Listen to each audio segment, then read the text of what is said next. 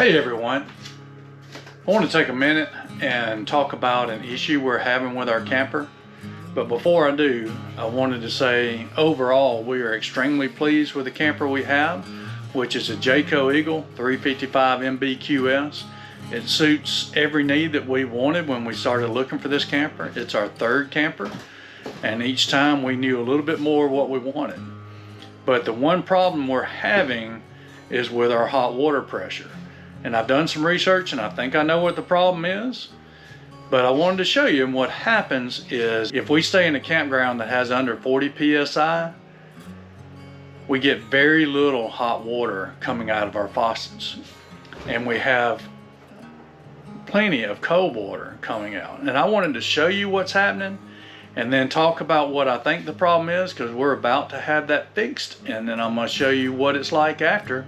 So if you're having the same problem, you might know what to look for. So again, we have very little water pressure coming out of the hot side. We're at a campground with about 35 psi right now. And to show you, I'm about to turn on all hot water. That's our water flow when we have all hot water on. That's our water flow when we have all cold water on.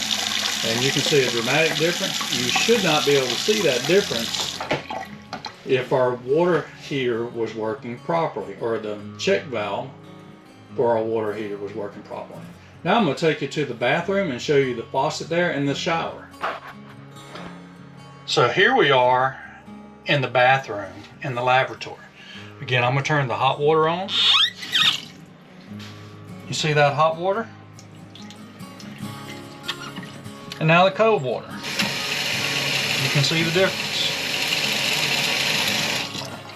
Now, to show you the shower, I'm going to turn the hot water on. You see it's all the way on, it's barely dribbling out. Sometimes it's worse than that. Turn the hot water off, turn just the cold water on.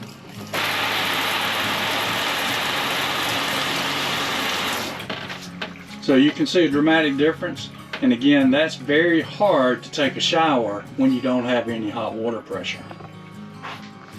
So again, I've done some research on what I think the problem is. And what I think the problem is there's a check valve coming out of the water heater that keeps the cold water from going back into the water heater.